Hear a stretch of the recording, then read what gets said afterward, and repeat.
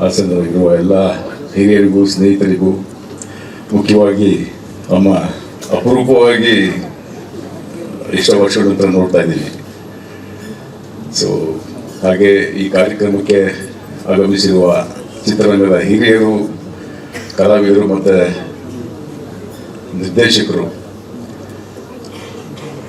ಮತ್ತು ನಮ್ಮ ಮಿತ್ರರು ಪತ್ರಿಕಾ ಮಾಧ್ಯಮದಲ್ಲಿ, ಚಿತ್ರರಂಗದಲ್ಲಿ ಇವತ್ತು ಚಿತ್ರರಂಗ ಒಂದು ಮಟ್ಟಕ್ಕೆ ಬೆಳೀತಾ ಇದೆ ಅಂದರೆ ಒಂದು ಬೆನ್ನೆಲುಬಾಗಿ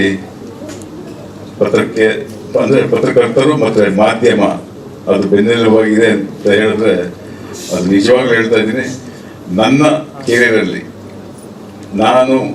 ನನಗಾದಂಥ ಅನುಭವವನ್ನು ನಾನು ಶೇರ್ ಮಾಡ್ಕೊಳ್ಳಿಕ್ಕೆ ಇಷ್ಟಪಡ್ತೀನಿ.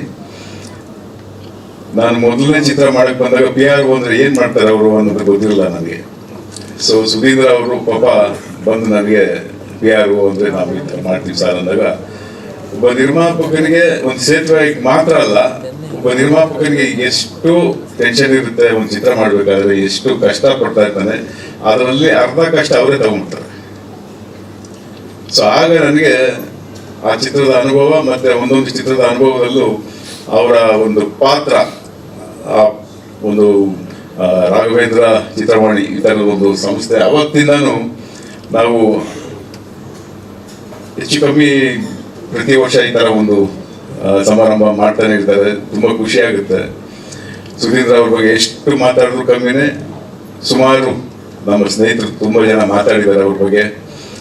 ಸೊ ಅವರ ಬೆಳವಣಿಗೆ ಮತ್ತು ಇಲ್ಲಿವರೆಗೂ ವೆಂಕಟೇಶ್ ಅವರು ಮತ್ತು ಅವರ ಕುಟುಂಬ ಬೆಳೆಸ್ಕೊಂಡು ಬಂದಿದೆ ಅಂದರೆ ಏನೂ ಇಲ್ಲ. ಅವ್ರು ಮಾಡ್ತಾ ಇದ್ದಿದ್ದು ಎಲ್ರಿಗೂ ಒಳ್ಳೆಯ ಒಂದು ನಗು, ಆ ನಗುನ ಹಂಚ್ತಾ ಇದ್ರು. ಆ ನಗುವೇ ಈ ಒಂದು ಬೆಳವಣಿಗೆ ಸಾಧ್ಯ ಅಂತ ನನ್ನ ನಂಬಿಕೆ ಅದು. ಸೊ ಹೀಗೆ ಚಿತ್ರರಂಗದಲ್ಲಿ ನೀವು ಚಿತ್ರರಂಗಕ್ಕೆ ಮಾಡ್ತಾ ಇರೋ ಸೇವೆನ ಭಗವಂತ ಅಂದರೆ ರಾಘವೇಂದ್ರ ಸ್ವಾಮಿ ಇನ್ನೂ ಚೆನ್ನಾಗಿ ಆಯುಷ್ಯ ಆರೋಗ್ಯ ನೆಮ್ಮದಿ ಕೊಟ್ಟು ಚೆನ್ನಾಗಿ ಬೆಳೆಸಲಿ. ಹಾಗೆ ಇವತ್ತು ಎಷ್ಟೋ ಜನ ಹೊಸ ಪ್ರತಿಭೆಗಳಿಗೆ ನೀವು ಅವಾರ್ಡ್ ಕೊಟ್ಟಿದ್ದೀರಾ, ಅವರೆಲ್ಲರಿಗೂ ನಾನು ಕಂಗ್ರಾಟ್ಸ್ ಹೇಳ್ತಾ, ಇವತ್ತು ತುಂಬ ಒಳ್ಳೆಯ ದಿನ. ಗಣರಾಜ್ಯೋತ್ಸವದ ಶುಭಾಶಯಗಳು. ಮತ್ತು ಅನಂತ್ ನಾಗ್ ಅವ್ರಿಗೆ ಮತ್ತು ನಮ್ಮ ಹಾಸನ ರಘು ಅವ್ರಿಗೆ ಪ್ರಶಸ್ತಿ ಬಂದಿದೆ, ಅವ್ರಿಗೂ ಶುಭ ಕೋರ್ತಾ. ಶಿವಣ್ಣ ಅವರು ತುಂಬ ಖುಷಿಯಾಯಿತು, ಬೆಳಿಗ್ಗೆ ಅವರು ಆರೋಗ್ಯ ಸರಿಪಡಿಸ್ಕೊಂಡು ಬಂದಿದ್ದಾರೆ ನಮ್ಮ ನಾಡಿಗೆ. ಅವ್ರಿಗೂ ಒಳ್ಳೆಯದಾಗಲಿ ಅಂತ ಕೇಳ್ಕೊಂಡು ಈ ಸಮಾರಂಭದಲ್ಲಿ ಭಾಗವಹಿಸಿರೋರಿಗೆ ಮತ್ತು ನಮ್ಮ ಇಡೀ ಚಿತ್ರರಂಗಕ್ಕೆ ಒಳ್ಳೆಯದಾಗಲಿ ಅಂತ ಈ ಸಂದರ್ಭದಲ್ಲಿ ಕೇಳ್ಕೊಳ್ತೀನಿ. ನಮಸ್ಕಾರ.